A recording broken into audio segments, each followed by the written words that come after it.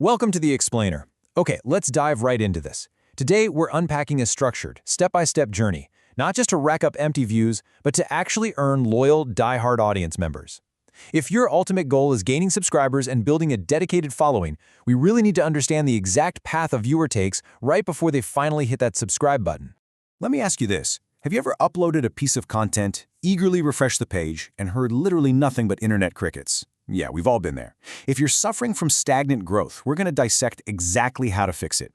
We're zooming in to map out the viewer's micro-decisions. You know, those split-second choices they make that determine whether they stay glued to your content or bounce away forever. To figure this out, we're following the exact funnel a viewer goes through. We'll start with winning the initial click, then surviving the crucial first 5 seconds, keeping your audience engaged, working smart and fast, and finally, turning those views into actual subscribers.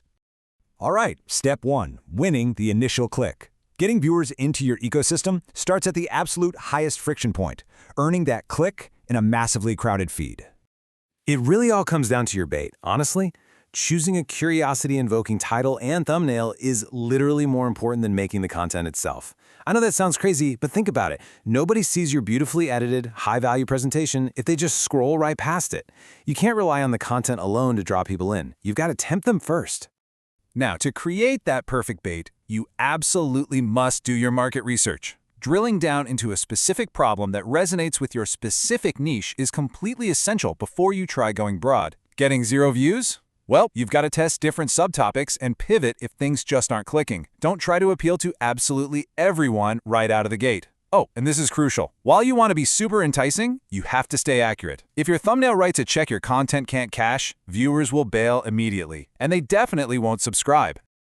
Okay, moving to part 2, surviving the first 5 seconds. You won the click, which is awesome, but the battle is far from over. In fact, the tension spikes immediately in what we like to call the drop-off zone.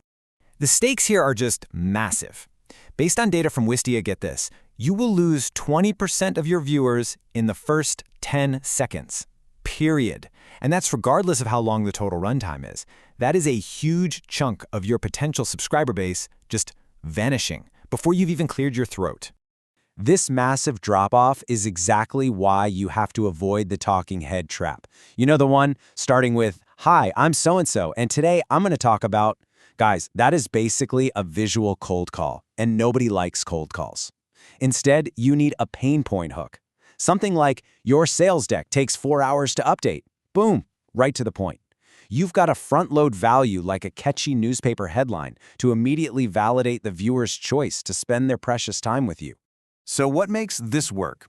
A truly successful opening marries 3 key elements in mere milliseconds. This buys you, maybe, another 30 seconds of their time. First, you need a visual disruptor, something totally unexpected on screen just to stop the doom scroll. Second, a plainly stated pain that makes the viewer think, "Whoa, they are talking exactly to me." And third, an implied solution, a subtle promise that if they stick around, help is definitely on the way. All right, let's move into phase 3, keeping your audience engaged. Because remember the golden rule here, if they don't stay, they don't subscribe. Let's see how we lock them in.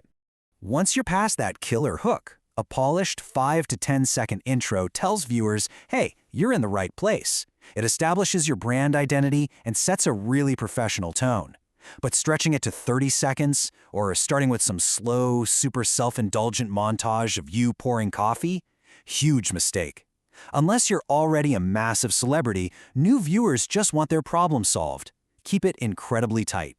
Speaking of mistakes, you see this all the time with beginner creators. They throw every single animation, text effect, and soundbite at the screen, hoping it looks professional. But actually, keeping it to just one logo, one title, and one clean background is vastly more effective. If it's too long, they skip.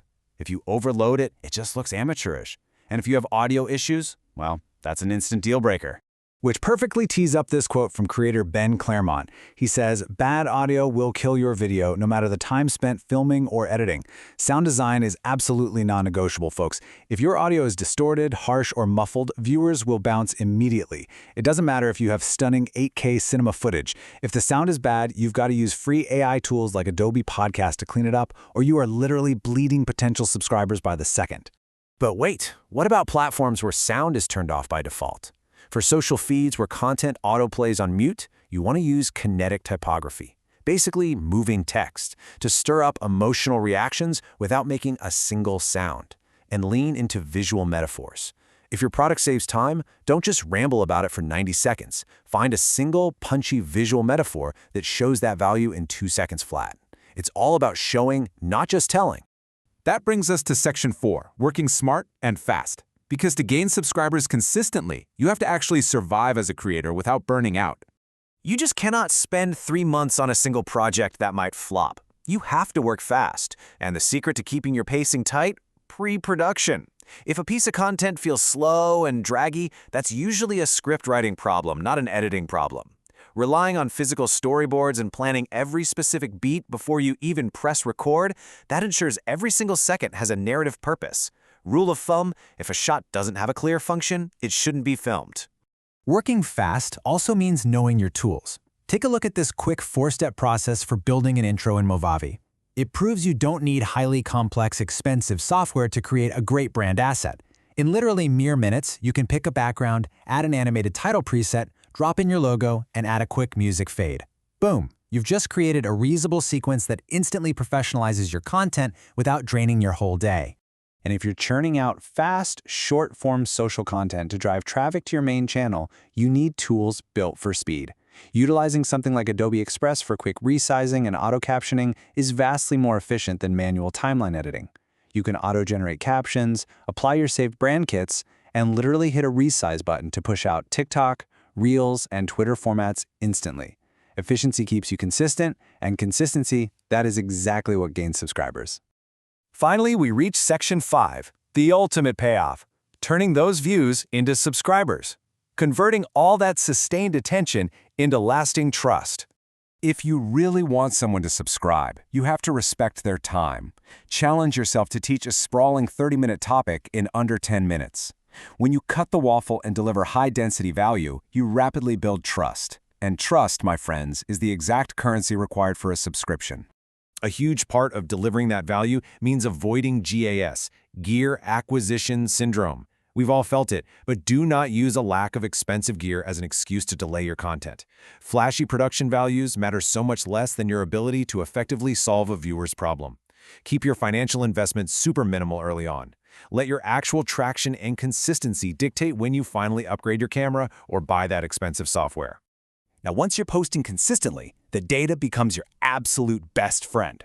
When you're looking at your analytics, ignore the flat overall completion rate. Instead, hunt for sudden visual cliffs on your attention graph. A sudden steep drop at a specific timestamp? That tells you exactly which cut, weird audio cue, or boring topic shift made your viewers bail. Fix those specific moments in your next upload, and I promise, your subscriber conversion rate is going to soar. As we wrap up this explainer, I want to leave you with a pretty tough question to chew on before you launch your very next piece of content. Look critically at your script, your hook, and your edits. Are you creating this just to indulge yourself, or are you truly efficiently solving your viewers' problems? Because when you relentlessly focus on their needs and respect their time, you won't just get fleeting views. You'll build a channel that is absolutely, undeniably worth subscribing to. Until next time, keep creating, keep learning, and I'll see you on the next explainer.